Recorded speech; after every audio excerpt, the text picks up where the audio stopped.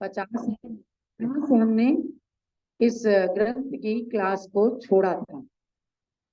सम्यक दर्शन का प्रकरण चल रहा है और हर व्यक्ति मोक्ष मार्ग में चलकर सम्यक दर्शन को प्राप्त करके अपने कर्मों की निर्जरा करना चाहता है। विशेष रूप से जैन समाज में जन्म लेने वाला हर श्रावक और श्राविका संतों के उपदेश से सम्यक दर्शन, सम्यक ज्ञान, सम्यक चारित्र की बात को सुनते रहते हैं। क्यों अभिषेक सेठी, आपने भी सुना है कि सम्यक दर्शन, ज्ञान, चारित्राणि मोक्ष मार्ग नई जनरेशन है, लेकिन पैटर्न वही है। समझे ना? सम्यक दर्शन, सम्यक ज्ञान और सम्यक चारित्र, जहां तीनों की एकता होगी वहीं जाकर के मोक्ष का मार्ग साकार होगा।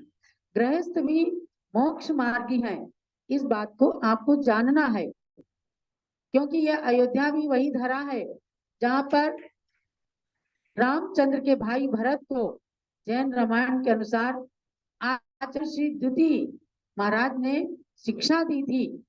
बहुत दुखी थे वो राम के वनवास जाने के बाद।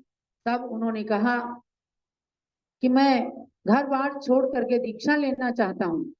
आचार्य देव ने कहा कि हे वत्स, दीक्षा लेना तो लेना, लेकिन इतना ध्यान रखो कि गृहस्थ धर्म भी मुनि धर्म का छोटा भाई है। समझे? ये पंक्तियां लिख करके रख लेना घर के अंदर कि जैन रामायण के अनुसार है गृहस्थ धर्म मुनि धर्म का छोटा भाई है।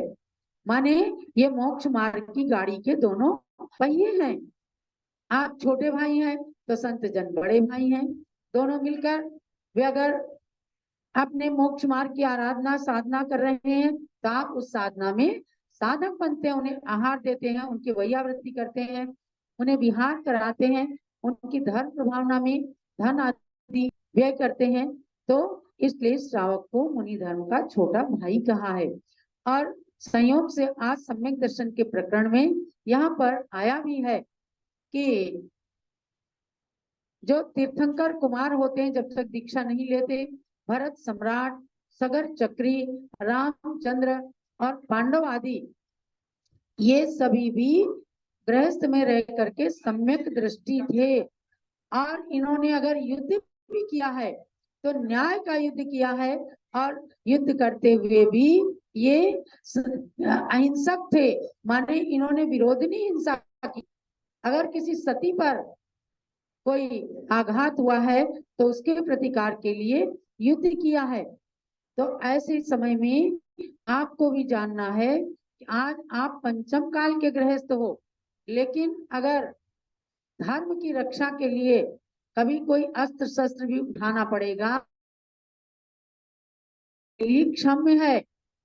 साधु उपसर्ग सहते हैं, लेकिन गृहस्थ लोग उनके उपसर्ग का निवारण करते हैं। तो ऐसे में कहा गया कि चतुर्थ गुणस्थानवर्ती जीवों के अनंतानुबंधी क्रोध, मान, माया, लोभ और मिथ्यात्व के उदय से होने वाले पाषाण रेखा आदि के समान राग आदि भावों का अभाव हो चुका है।